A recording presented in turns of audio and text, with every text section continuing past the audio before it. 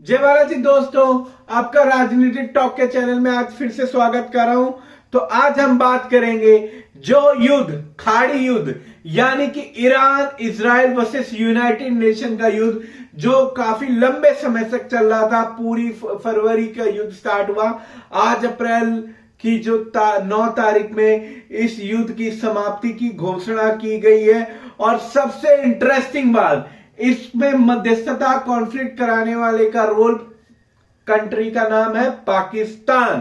तो क्या हुआ, क्या बातचीत हुई, क्या डिसीजन हुआ और इसमें भारत ने क्या भूमिका निभाई और पाकिस्तान की इसमें सबसे बड़ी क्या अहम भूमिका है, ये सब हम जानेंगे इसकी वीडियो में। तो अंत तक बने रहिएगा और मेरी ये नॉलेजेबल वीडियो को सुनिएगा और प्लीज चैनल को सब्सक्राइब जरूर कीजिएगा दोस्तों।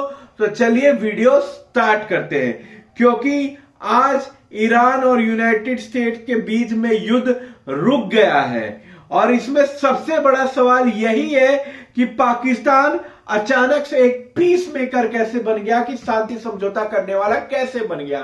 क्योंकि हम हिंदुस्तानी तो जानते हैं कि पाकिस्तान हमेशा सिर्फ अशांति फैलाने के लिए फेमस है, अशांति फैलाने के लिए वो प्रसिद्ध है। जो आए दिन हमारे देश में आतंकी हमला करता है, वो दूसरे देश में जाके पीस और शांति समझौते की बात कर रहा है। और आज ही हम इस पूरी सच्चाई को जानेंगे, वो भी बिना किसी कंफ्यूजन के। तो सबसे बड़ा बैकग्राउंड क्या कि ये इतना बड़ा तनाव क्यों? क्योंकि ईरान और यूएसए की जो दुश्मनी है वो आज की नहीं है। कोई कह दे कि ईरान और यूएसए की दुश्मनी आज की है, आपको क्या लगता है? ये जो युद्ध स्टार्ट हुआ, ये अचानक से इजराइल ने हमला कर दिया और यूनाइटेड स्टेट ने हमला कर दिया, तीनों राष्ट्र के बीच में लड़ाई, ये दुश्मनी आज की है? ये नहीं कि कल लड़ाई हुआ और आज मारा मारी स्टार्ट हुई, नहीं। ये इतिहास इनके युद्ध का बहुत ही पुराना है। और इसका सबसे मुख्य कारण है कि न्यूक्लियर प्रोग्राम को लेके बहुत बड़ा विवाद इन तीनों राज्यों में चल रहा था। जैसा कि आपको पता है, अमेरिका पहले से एक सुपर न्यूक्लियर देश है और सबसे पहला न्यूक्लियर पावर देश है।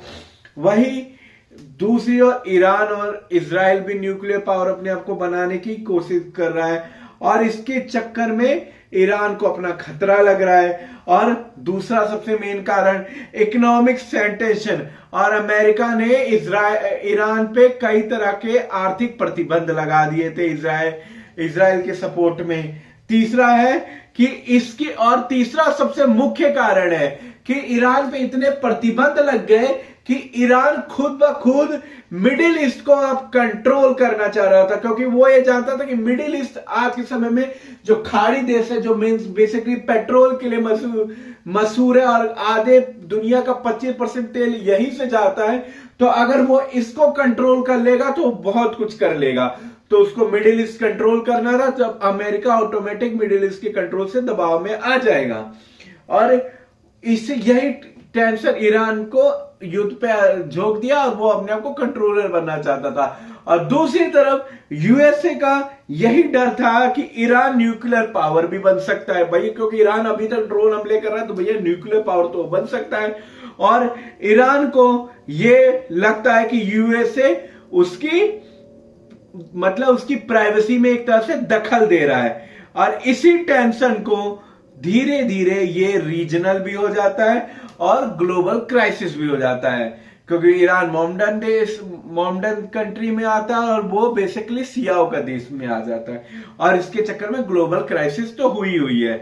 और इसी की बदौलत सिचुएशन इतनी खतरनाक हो गई थी कि अगर आप ये सोचिए कि अगर ये युद्ध अच्छे से शुरू हो जाता तो क्या होता। क्योंकि इसमें सिर्फ 2 देश नहीं बल्कि पूरी की पूरी दुनिया ही प्रभावित होती। क्योंकि अगर पूरी तरीके से युद्ध हो जाता तो ऑयल प्राइसेस तेजी से बढ़ते, क्योंकि अमेरिका ने डायरेक्ट युद्ध नहीं किया था। अभी इतने दिनों में डायरेक्ट युद्ध अमेरिका ने नहीं करा था।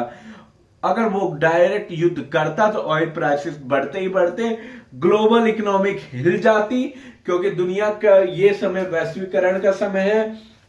और तीसरा, मिडिल ईस्ट में इंस्टेबिलिटी फैल जाती है, यानी कि ये सिर्फ रीजनल ना होकर एक ग्लोबल क्राइसिस भी हो जाती।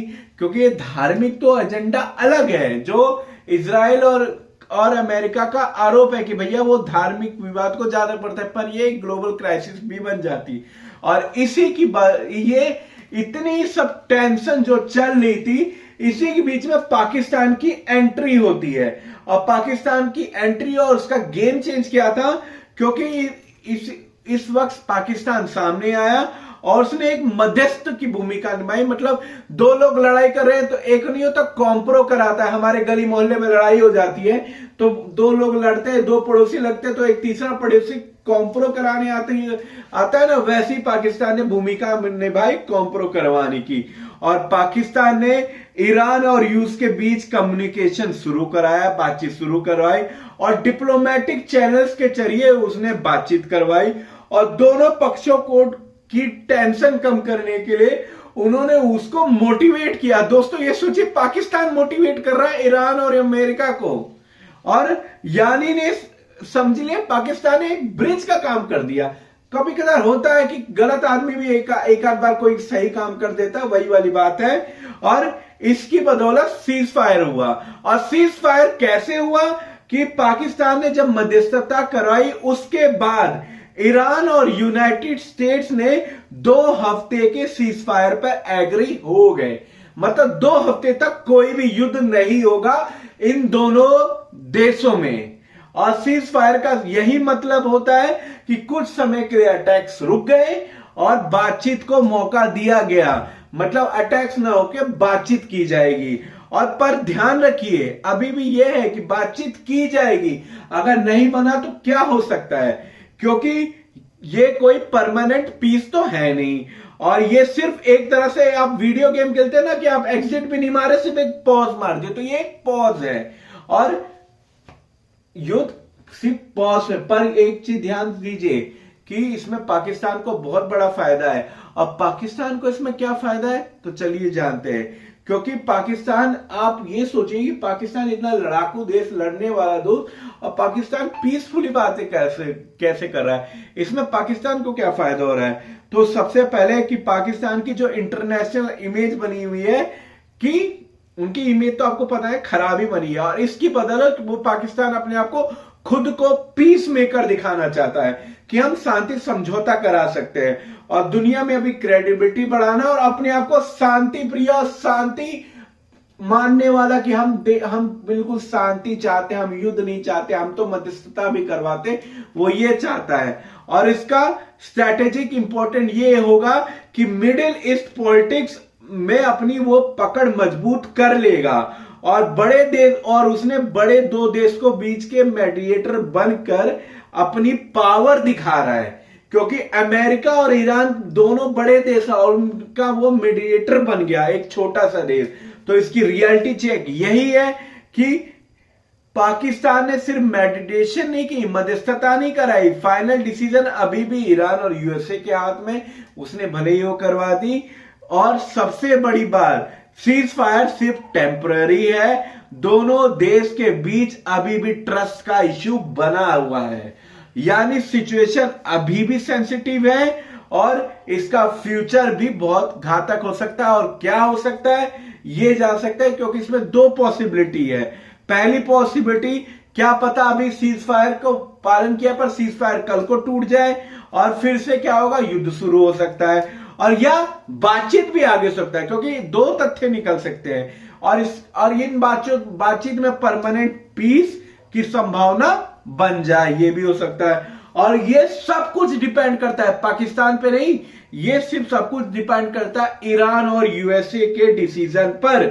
तो एक लाइन में आप समझिए, अंत में मैं वीडियो खत्म करते हुए बोलना चाहूंगा कि पाकिस्तान ने युद्ध नहीं रोका है, लेकिन उसने बातचीत शुरू करवा कर दुनिया को एक बड़ा संकट टालने में मदद तो जरूर की है और वो हमें मानना पड़ेगा। लेकिन असली कहानी अभी भी खत्म नहीं हुई है। तो आगे आगे देखते हैं ये होता क्या है। पाकिस्तान ने एक युद्ध रुकवा के देश की बड़ी आर्थिक संकट पे, जो गैस का संकट, तेल के संकट को कुछ समय के लिए पॉज तो कर दिया, पर आगे देखो क्या होता है। तो आज की यही वीडियो थी, कल हम मिलते हैं किसी नए टॉपिक पे। तब तक के लिए चैनल को लाइक शेयर सब्सक्राइब कीजिएगा और प्लीज राजनीति टॉक को सब्सक्राइब करके खूब बढ़ाओ उसके चैनल को। जय बालाजी दोस्तों।